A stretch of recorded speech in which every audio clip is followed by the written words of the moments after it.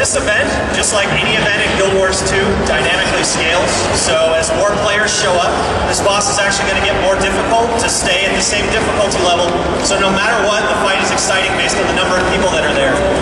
20, 40, 80, 100 people, this fight will scale up in difficulty for all of them. And this boss comes with a whole lot of different layers and mechanics to it. So first off, you'll notice this giant guy walking at us right there who just exploded. Those are bloated creepers that the dragon summons, and they are huge undead abominations that the players need to try to kill. And these bosses are going to walk towards you, and they're going to wind up and explode and send poison flying everywhere and kill everyone who's nearby. So you need to kill these guys before they get too close to you. Now the dragon summons what you can see behind you are these large bone walls. And he summons these walls to protect himself from the turrets that are in the background. So players want to destroy these walls here, so characters manning the turrets can actually get direct shots at the dragon. So there in the distance you're going to see there's some turrets that players are manning, and they can use these to fire at the dragon and do large amounts of damage to it. Now the whole time players are on these turrets, there are waves of undead that are coming in from the side, attacking the turrets and trying to destroy them.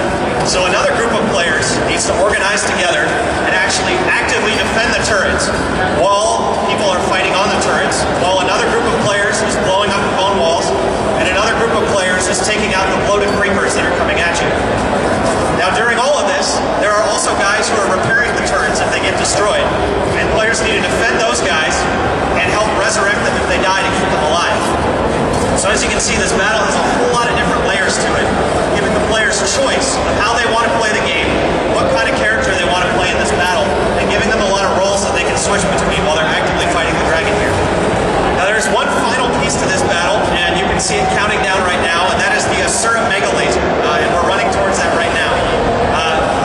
At certain intervals of health, the Mega Laser begins to charge up, and it unloads onto the dragon if players are able to defend it, and the dragon is now stunned, and he stays stunned for about 15 seconds, and all the players can run up, unload a whole bunch of damage on him, and then they need to get back out of there by the time the dragon recovers.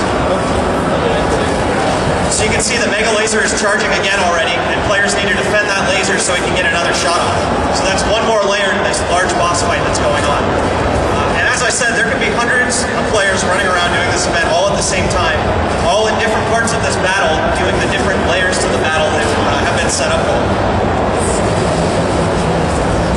You can see it looks like there's a good 30, 40, maybe 50 players running around in here right now fighting the dragon.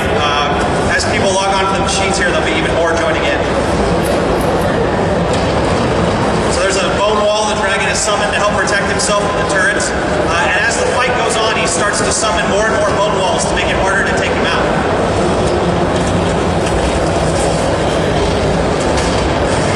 So when he flies up in the air like that, he drops a bunch of little poison balls on the ground, and that's where the bloated creepers rise up out from, and they start marching forward towards the players that need to take them out.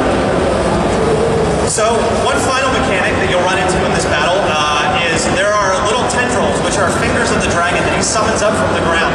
And the little tendrils will grab players and they will fling them back towards the dragon where the dragon devours them. So here's one of those there. And so players need to try to destroy these so that they don't get flung off the turrets back by the dragon. And more of these start to show up as the battle progresses as well.